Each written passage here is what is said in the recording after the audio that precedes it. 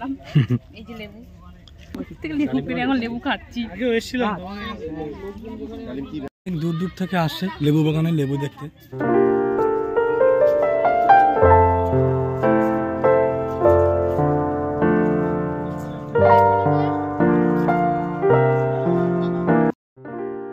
কমলা লেবু বাগান দেখতে আর দার্জিলিং যাওয়া লাগবে না, এবার কলকাতার খুব কাছে দেখতে পাবে কমলা লেবুর বাগান।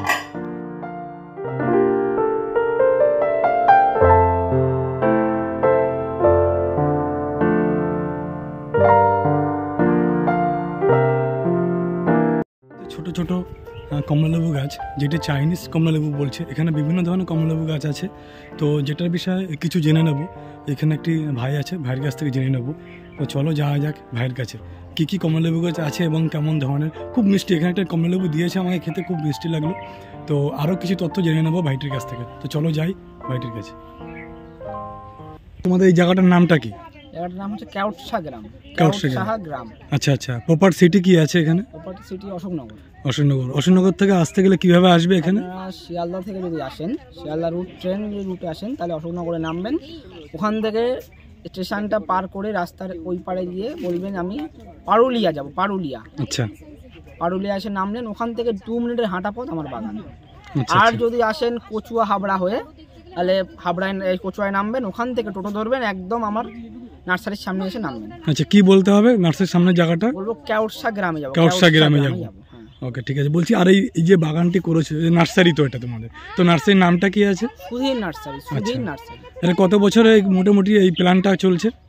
এই বাগানের প্ল্যানটা 5 বছর। আর আমাদের মোট যদি বলা হয় পুরো সময়টা, তাহলে প্রায় 8-9 বছর, 10 বছরে। আচ্ছা আচ্ছা। আর এই যে কমলা লেবুগুলি আছে, এই কমলা কি জাতের, এটা কি প্রজাতি? চাইনিজ জাত। হ্যাঁ। আচ্ছা আচ্ছা। বিভিন্ন ধরনের হয়? আমরা করেছি, কিন্তু সেগুলো এখনো বাগানে বসাইনি। আচ্ছা। এমনি আপনি যদি ওই নার্সারিতে যান, যেটা আমরা রিটেল বিক্রি করি, ওখানে দেখতে পাবেন। আচ্ছা। বড় বড় সাইজ ছাতকি, দার্জিলিং, এগুলো করতে পেরেছি। আর এই যে ফলটি এসছে, মোট কথা আমি এসছি অনলাইন দেখে, ঠিক আছে? আচ্ছা। এবার এখানে যে ফলটি এসছে, কত মাস আগে থেকে এই ফলটি এসছে গাছে, এবং আর কতদিন থাকবে এই গাছে ফল? আপনার মোটামুটি নভেম্বরে একদম গাছ ফুল ভর্তি হয়ে যায় ফলে। আর এই জানুয়ারি মাসের মোটামুটি শেষ মাঝামাঝি এরকম টাইম ফল এবার আস্তে আস্তে শুকিয়ে যাবে। ফল কিন্তু একটা বোটা ছাড়া ভেঙে পড়ে যাবে না মাটিতে। আচ্ছা। কিন্তু গাছেই শুকিয়ে যাবে, ফল গাছেই শুকিয়ে যাবে। হ্যাঁ। তবে এই কমলালেবু বাগানটি 5.5 বিঘার উপরে বাগানটি রয়েছে। শুধু কমলালেবু বাগানই নয়, এর সাথে রয়েছে ডালিম গাছ, সবেদা গাছ, রয়েছে বিভিন্ন প্রজাতির আম গাছ।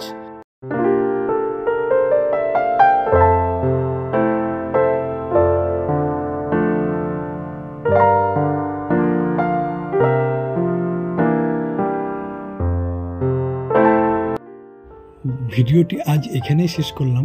আবার দেখা হবে তোমাদের সঙ্গে পরবর্তী ভিডিওতে। তোমরা ভালো থাকবে, সুস্থ থাকবে।